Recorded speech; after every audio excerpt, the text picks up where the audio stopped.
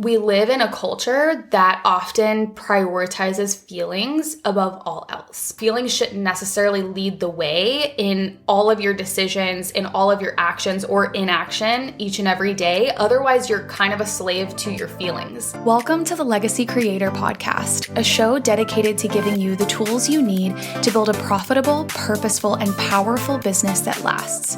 I'm your host, Ashton Smith. I'm a sixth-generation entrepreneur who is passionate about helping you think bigger so that you can actualize your goals and build your legacy.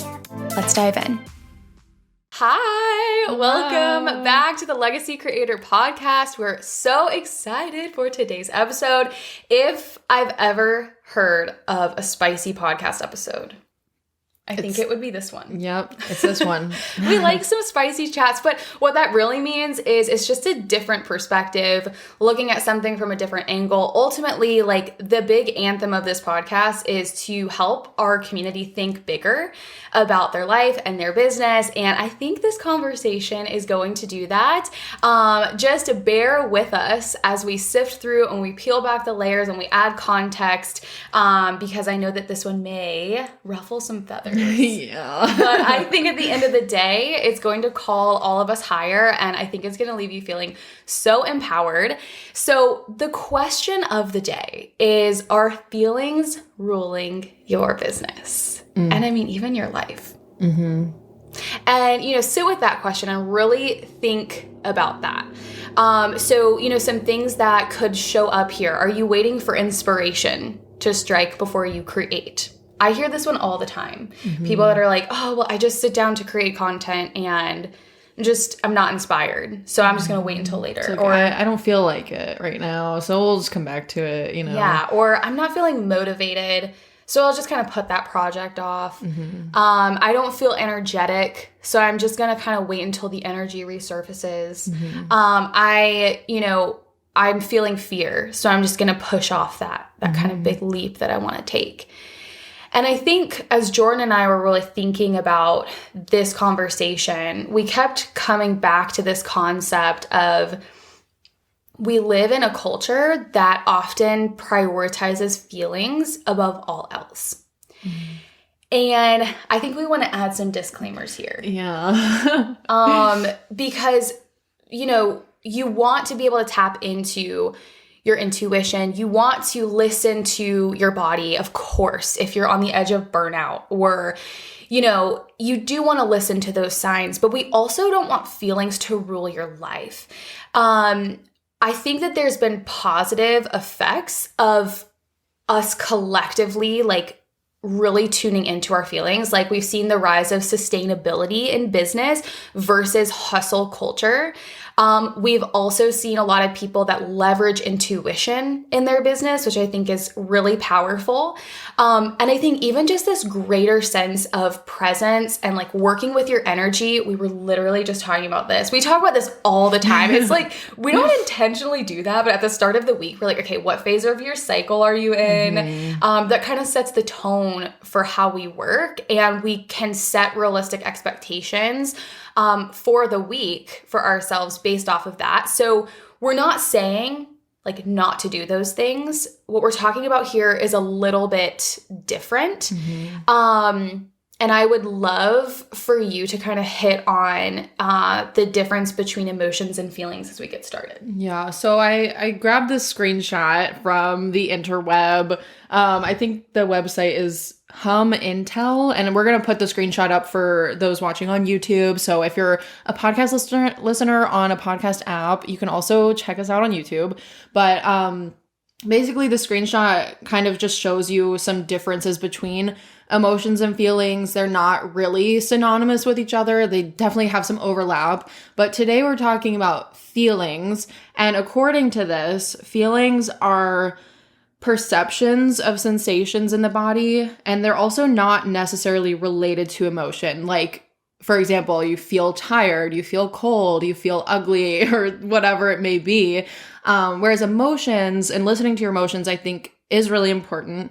I'm not saying just disregard your feelings and emotions and be a robot, but emotions are more so like reactions, like a specific reaction to an event. So if someone made you really sad and someone said something really hurtful to you, like of course you might feel sad. You're going to feel like heavy emotions like that.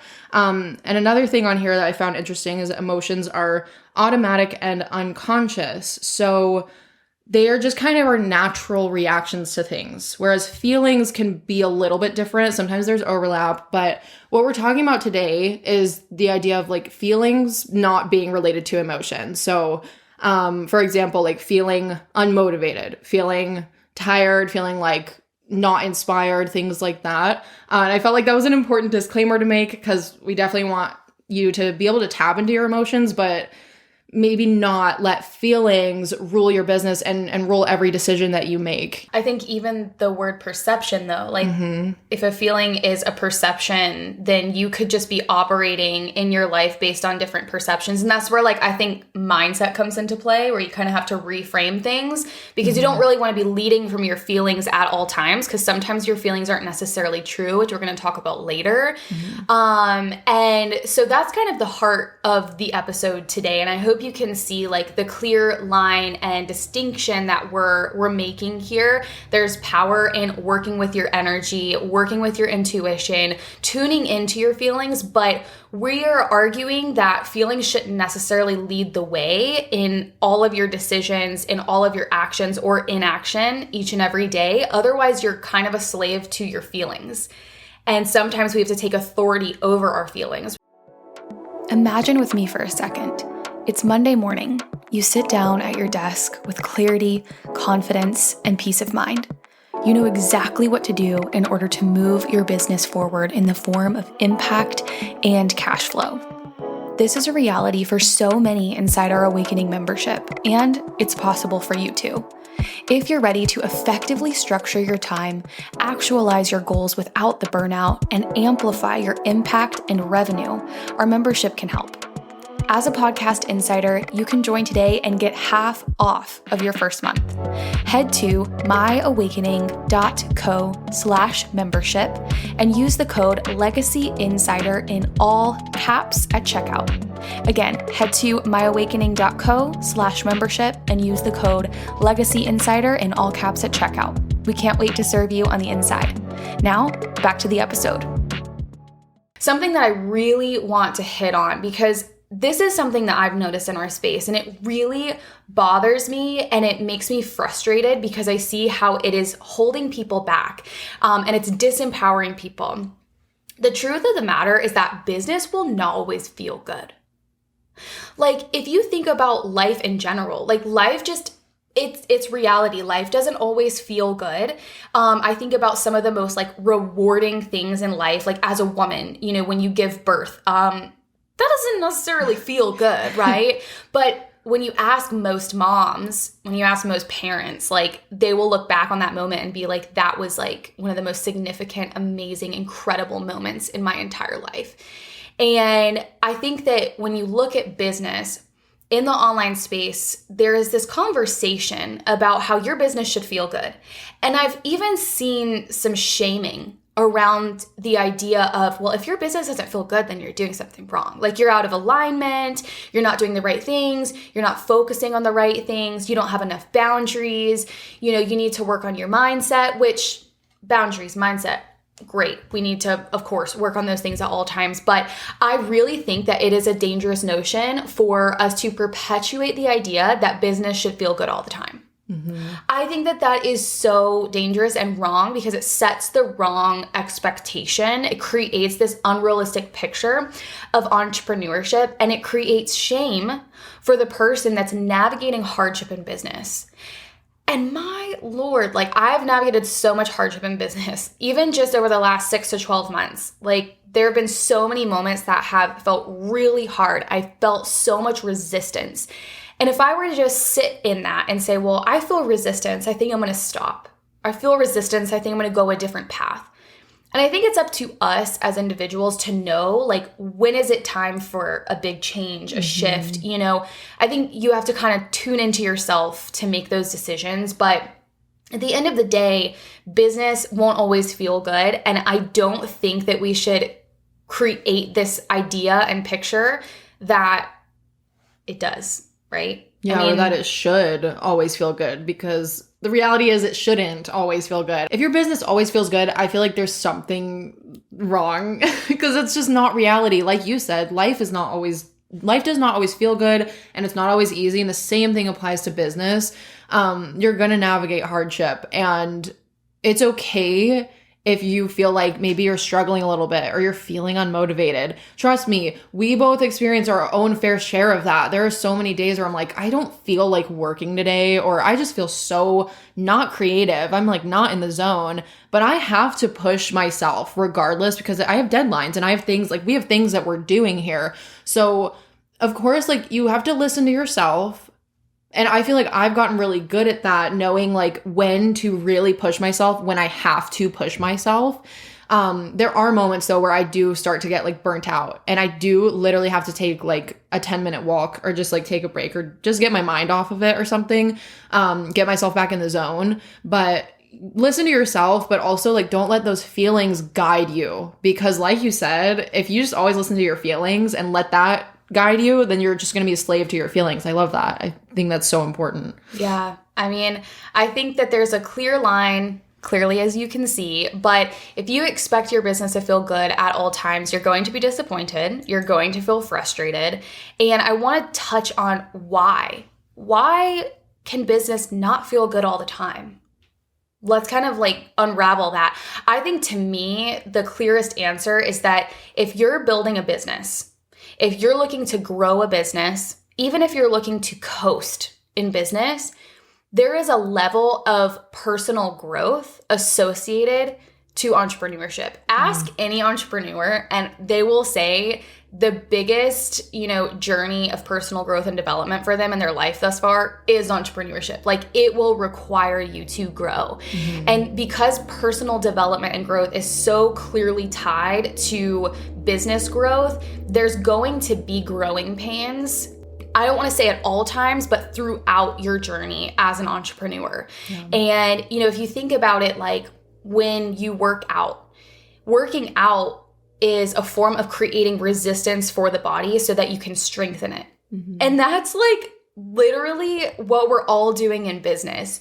You face different hardships, setbacks, you have different goals, different levels that you want to reach. And in order for you to do that, you're going to have to face resistance. Resistance isn't going to feel good. Mm-hmm. It's like, again, going back to giving birth, like what you're there for and you're excited for that and you're holding that vision, but there's going to be some resistance along the way. It's not going to feel good.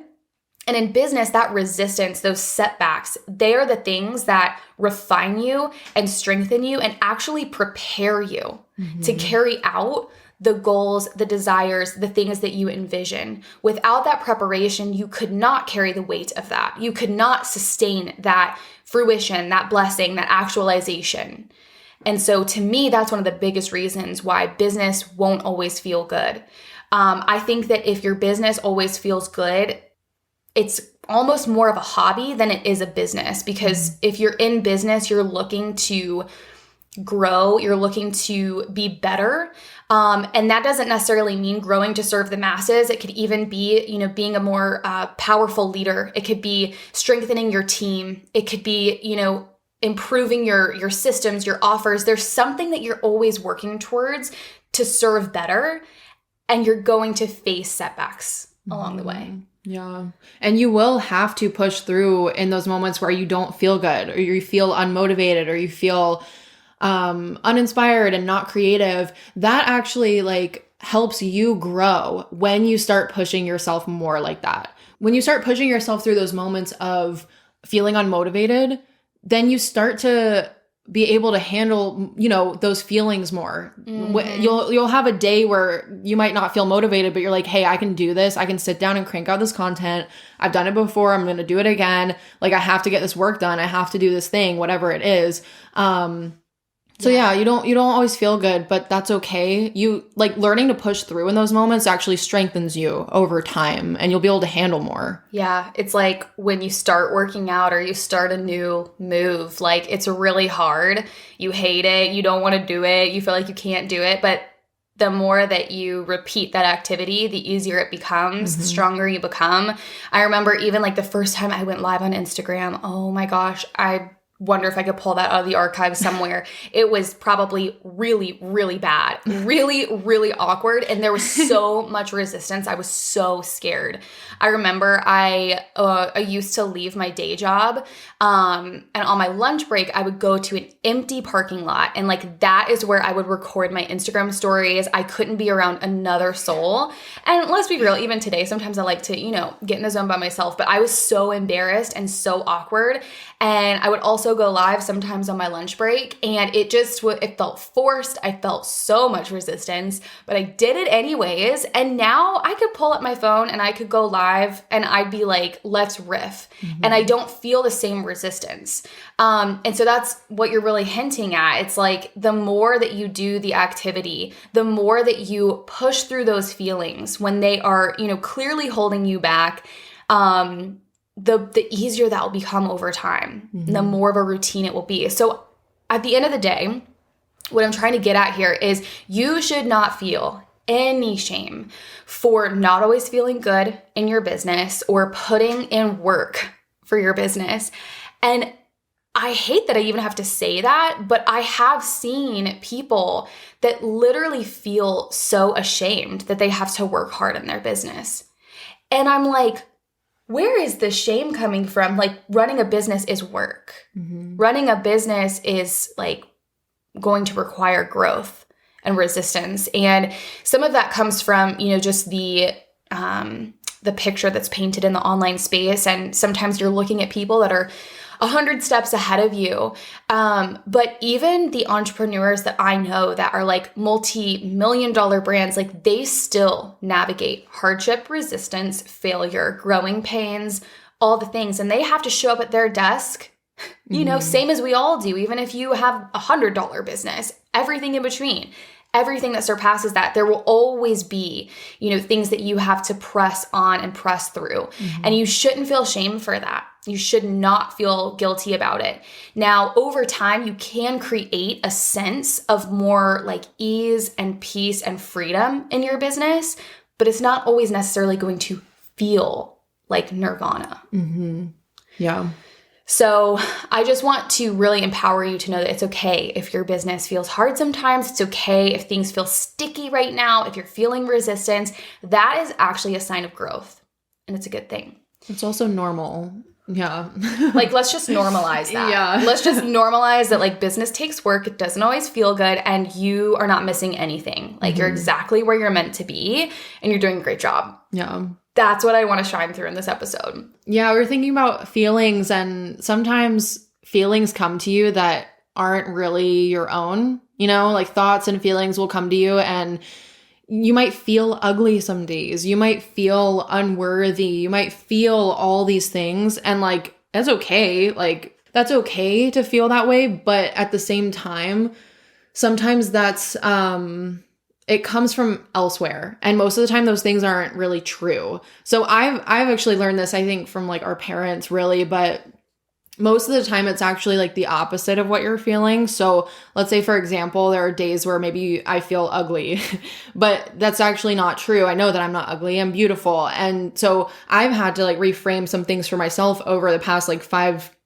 years, just to help myself understand like the truth. Sometimes feelings and thoughts that come to you aren't always rooted in truth. They might just come pop in your head and try to tell you a lie that's not true. So if you feel unworthy, what is the opposite of that? You are worthy. So that's what I've like retrained my brain. So if I ever have like weird feelings like that come up for myself, I immediately like cut it out. And I will like even sometimes go to my mirror and I'll say it out loud. I'm like, no, I'm beautiful, or no, I am this, I am that. And just speaking like positive things over myself. Sometimes you have to literally take authority over those thoughts and feelings and put them in their place, because they're not from you. I think they just come from the ether. They just come from elsewhere, and it's not true. So why would you listen to that voice? You know, I think about it like if you think about, you know, your favorite action movie, or, you know, I think about like Braveheart or Gladiator, like these epic movies where, you know, these characters are essentially going to live out their purpose, and they know clearly, or they might not know clearly, but we as the viewers know clearly like what they're called to do in this movie. They always have to go through some sort of like transformational like event, some sort of like intense hardship in order to get on the other side. And I think that with your feelings, like you have to face them head on, and sometimes you do have to take authority and you have to press through. And it comes back to like sometimes your feelings, according to that definition, like they are perceptions. But is that perception true? Not all perceptions, not all feelings are true. Some days, you know, I feel like I am not equipped to like be a business owner, or I can't facilitate all my responsibilities as a business owner. And I think that along our journey, like the things that we're most called to, the things that actually tie back to our purpose, and tying back to like movies, you have to go through certain hardships in order to like be refined in the process, to live out that calling, to live out that purpose. And it's almost like you'll go through these little like tests along the way so that you can grow, so that you can bloom, so that you can elevate and rise to that next level and actually live out that calling and purpose. And so it is totally normal for you to have feelings that aren't true. Like it is totally normal. I mean, like we just said, you know, we experience this all the time. What matters is, okay, how are you allowing that feeling to dictate what happens next? And so how are you going to reframe? How are you going to take authority over your feelings when they aren't true, so that you can start to guide the way forward and not let your feelings dictate every move? And so you're not a slave to those feelings. Yeah. So I know we were talking before we recorded, and we wanted to share some like actual ways that you can take authority over your feelings. And I'll take the first point here. I think step one is you have to be aware. Like awareness is step one to practically everything. So you have to identify that feeling. Like if you're going about your day and you're just kind of like coasting and you're like, yeah, I feel ugly, I feel unworthy, and that's just such a natural part of like your inner world, then we need to really start becoming aware and really like identifying, oh, I'm thinking that, I'm feeling that. And you need to notice it. You need to take notice before we can do anything else. And then from there, this like directly ties into that. You disrupt the pattern. So if you notice these things are going on, disrupt it. And that can look like, even sometimes I'll use myself as an example. If I'm feeling like in a rut and feeling all these like negative things that just aren't true, sometimes I literally just have to like get away from my desk. I'll just stand up and like literally disrupt my pattern of what I'm doing. Maybe even sometimes like changing my posture. That's something that is really, really helpful, because your posture is everything. Like your physical posture. I'm literally talking about like rolling your shoulders back, like opening yourself up more, just having a more like positive sort of like presence, I guess.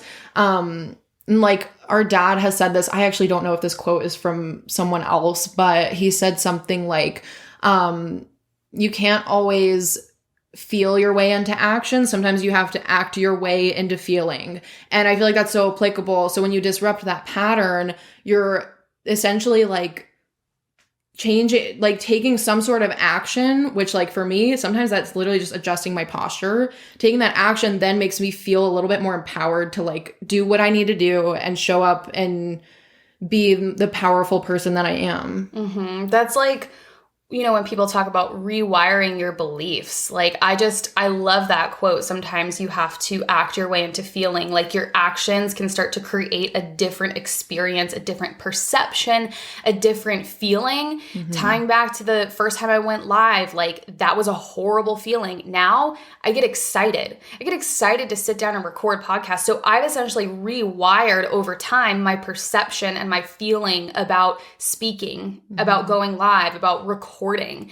And so how can you disrupt the pattern? Even sometimes when I get onto a sales call, or I have, one of my first calls with a new client and I'm really wanting to bring the energy, I might be a little bit nervous, I will literally be mindful of my posture. So instead of just sitting like this, if you're watching on YouTube, I'm slouching, I have my shoulders rolled down, I'm kind of like small, like kind arms of cowering. Crossed. Arms crossed. Yeah. Kind of like in this cowering, like I feel small, essentially posture. I will literally sit up, I will straighten my back, even if it feels so, robotic. Straight posture isn't always like our natural, but I'll straighten my back, I will roll my shoulders, I will literally, if you're watching, I'll have palms facing up and I'll sit them on my legs. So, my client doesn't have to see me like raising my arms and looking like a crazy person, but I'll just sit them in my lap, and it's more of an open posture and it's more of a powerful stance. And so I think posture is huge. Is the book called Presence? I think there's a book called Presence. We will find it and we'll link it, but it's all about like your posture and how it affects the energy that you bring and even some of the thoughts that you think. So posture is key, but think about how can you disrupt your pattern? And maybe sometimes like the disruption of the pattern is like actually pressing through the feeling and taking the action. So again, when I didn't want to go live, I was afraid. I didn't let that guide me, dictate my next steps. Instead, I literally went live and I did it on repeat over and over and over again until it created a different experience, a different feeling. The third recommendation we have here is verbal declarations, which I feel like you really do this a lot. Like in the mornings, Ashton does her like declarations and like sort of like positive statements. And some people would call them maybe like affirmations or mantras or whatever. But your words have power. If you are feeling something negative or you feel unmotivated, sometimes even just speaking things out loud and like speaking over yourself is so beneficial. And this is kind of funny, but just using myself as an example, sometimes I literally am like, I don't feel like working right now. I don't feel like doing this thing. And then I literally stop myself and I will say out loud, I'm like, I feel so excited to do this thing. I'm so ready to do it and I'm going to crush it. And just like literally rewiring the way that I'm thinking about it and just kind of like repositioning myself. Yeah, I think that goes hand in hand with disrupting the pattern too, because sometimes the disruption of the pattern can also be like the verbal declaration. But I think about, we're batching podcast episodes today. And before our last episode that we recorded, we had the most annoying technical difficulties. And we are not necessarily that tech savvy, at least in that area. So, we were just kind of in a foul mood after that. We were like, oh my gosh, this is so frustrating. And so instead of immediately recording, right, and just like, bringing the worst energy, we literally reset. We left the room. We made some espresso. Jordan burnt her lip. That's fine. But we started making jokes. We started like singing as we do because we live in a musical, and we started saying like, this is gonna be the best episode, and just like really disrupting the pattern, resetting the energy. And sometimes you just need to do that. I will honestly do that sometimes by myself in the house. If I'm like feeling down, I will just start singing something ridiculous and I'll make myself cackle, and it just resets the vibe, resets the energy. But again, tying back to verbal declarations, I think that repetition is key here. And the way that you do this doesn't matter. Like Jordan just said, she'll notice thoughts. She'll go to her bathroom mirror and she will say like, you're beautiful. You're going to crush this day. You're going to be amazing. Like you're powerful. I'm powerful. For me, like when I'm on my best behavior and I'm in my routine, which I'm not right now, but we're going to get back. I love to do this in the morning. And it's like a part of my morning ritual. I will literally do this when I'm on my back porch or if I'm making coffee. And I have a list of declarations that I like to speak out loud. And so I'll refer back to that list and I kind of update that on like a 6 to 12 month cadence. And I refer to those, but some days if I wake up and I feel a negative feeling, I will specifically speak to that on purpose. And I will be like, no, you are confident.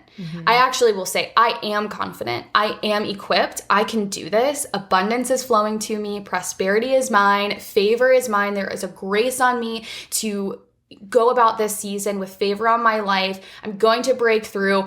I just kind of riff, and it doesn't have to be anything crazy, special, take a lot of time, but your words really do have power. And that's one thing our parents instilled in us since a very young age. Like, we were not allowed to joke with our words in a way that was like disempowering. Negative, yeah. Like, if we were joking, quote unquote, in a mean way, our parents were like, nope, you're not doing that. Like, cut it out. Because, like, yeah, I think even when you joke like that, even if it's negative, though, like, that does have a negative impact. So, but I liked what you just said about, you were saying switching it from like the you pronoun to I. I think that's another important little note. Like, even there are moments where I'm like, I will talk to myself in the mirror. I will speak out loud. And sometimes I like will be saying the word you, like I'm talking to myself in the mirror and I'm like, well, that's weird. And so I've changed it to like I, and then I'm like really receiving that and speaking it over myself. So that's just a little like tidbit. I would encourage you to use personal pronouns and just be like I and me and I'm amazing and this and that, you know? Yeah. So it's about you. And you'll just be so surprised. Like, it will speak things into existence. Honestly, I think it was Monday of last week. I was walking my driveway and I was specifically speaking for abundance, new clients, new energy in our business. And I was specifically saying, like, I just believe, I just declare that these opportunities are going to come without any force behind it, you know, any striving behind it. Things are just going to click. Things are going to fall into place. That day, I had a client sign. A couple days later, I had a sales call book that's going to convert. And then I had another inquiry come through a few days later, and you'll just be surprised. Like, you will start to see things shift and change even as you make declarations. But, you know, it's kind of a side tangent, but it does live under that concept of your words really do have power. You're not going to be perfect at it. We're not always positive. And sometimes, you know, you have to move through your feelings, and that takes some time, and that's fine. But really make the distinction for yourself. Am I allowing my feelings to dictate my experience in this world, in my life, in my business? And if so, like, am I happy with what that is creating for me? Mm-hmm. So your words have power. I think that to add an action item to this, I would say that if you don't do this and it feels a little like, I don't really know how to get started, or it feels like uncomfortable and you want maybe a little bit more structure, I would encourage you to create like a declaration statement. And this can be like maybe 5 affirmations. It could be a paragraph. I know for me, I have like a page or 2 in my journal that I wrote in January of this year. And if I don't know what to say that day, because I'm just not feeling high vibes, energetic, I will refer to that and I will read it out loud. And even if I'm not feeling it, I will adjust my posture and I will act as though I'm receiving it and I believe it, and I'll do my best. But create a declaration statement for yourself and specifically tie in things that are in your future vision that you feel afraid of, or you feel like you can't do, or you can't have. Let's start rewiring some of those things. I am an incredible speaker. I am so powerful. The right clients are coming my way. The right opportunities are coming my way. Whatever it is for you, I'm confident. I'm empowered. I'm a champion. I'm a world changer, as our dad would say. So whatever fits you, I think, make sure that it fits you. Make sure that it feels true for you, because that's going to create the connection and I feel like create the power behind the words you're saying. Yeah, that's so good. All that to say, I hope after every episode that you just feel empowered, that you feel like the most powerful version of yourself. I feel like our life is just this constant unfolding of realizing the power we've always had inside and accessing that at a deeper and deeper and deeper and truer level.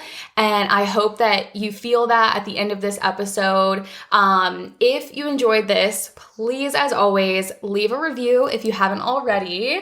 If you're on YouTube, you can like, you can subscribe, you can leave a comment, you know, all the things.